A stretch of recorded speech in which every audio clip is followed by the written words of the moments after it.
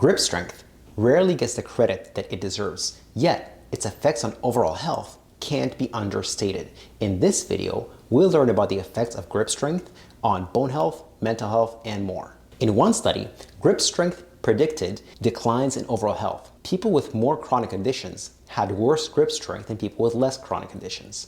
In another study, grip strength correlated with bone strength in people with an average age of 70. How interesting is that? And that's just the stuff that's not necessarily common sense. Then there is the stuff that's common sense, like the use of grip strength in everyday life. For instance, how many times in your everyday life do you have to open jars? That requires grip strength, or you have to call somebody else, your husband, your kids, whatever. So that's one example of grip strength for practicality. Another example of grip strength is carrying groceries.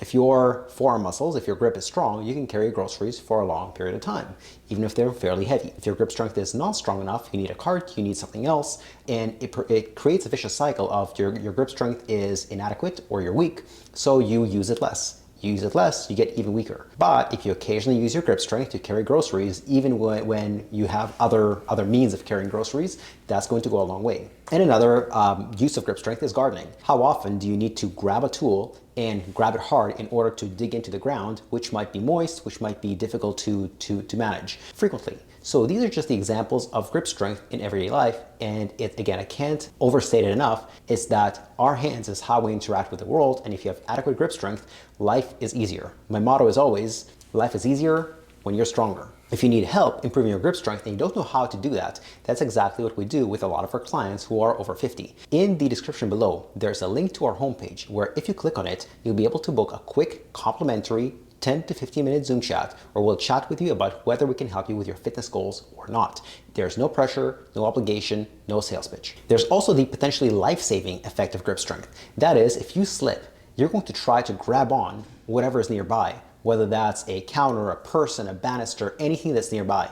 If your grip is strong enough to grab and not let go, you'll be able to save yourself from a fall. If it's not strong enough to grab and not let go, you'll fall. Very often, a fall in seniors leads to fractures. Fractures lead to hospitalization. That leads to a downward spiral of now you're immobile. If you're immobile, you develop conditions of immobility like high blood pressure, diabetes, high cholesterol, etc. So it leads to a downward spiral of eventually most people who fall, most seniors who fall, they unfortunately pass away within 5 years. So that's one great reason to spend some time and some attention on your grip strength. So now that I've convinced you that grip strength is important, how do you improve it? There are two major methods. One is the indirect method.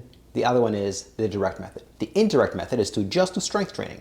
Whether you're doing lat pull downs or deadlifts, you have to grab dumbbells or barbells or machines and you have to move them. Simply the act of grabbing and holding on for long enough for the duration of the exercise, that's going to improve grip strength indirectly. Directly, what it's going to do is you're going to work the muscles that are the target muscles. For instance, when you're doing deadlifts, the target muscles are the glutes, but to hold onto the bar, you need your grip. So that's going to work on it indirectly. There are also methods of improving your grip strength directly. The most common way to improve it directly is with a tool called the Captains of Crush or grippers. You just squeeze it all the time. Now, there are pros and cons to that. One, the pro is that, of course, yes, you strengthen your grip.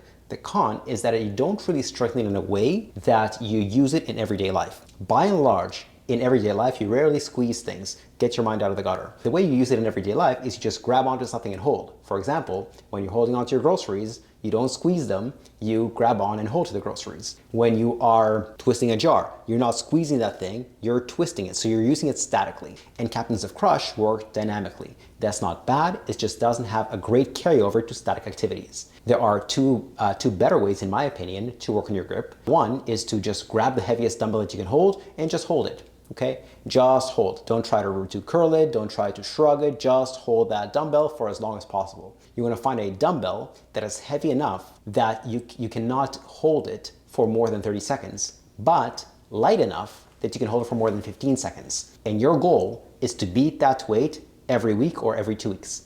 That's another indirect method of improving your grip strength. And a third indirect method of improving your grip strength is to just hang off a bar, a chin-up bar, or a branch. Now, if you don't even have the strength to do that, go on a lat pull-down machine and again, use the heaviest weight that you can do, but don't do lat pull-downs. Just sit down with a weight and hold it for as long as you can. And one more time, you want to pick a weight that is heavy enough that you cannot do more than 30 seconds, but light enough that you can do more than 15 seconds. And these are again are 3 ways to improve your grip strength. If you want more help on this and for free, there is a free exercise and nutrition newsletter that we have for people over 50. If you click on the link in the description below, you'll be able to go to that newsletter and subscribe there.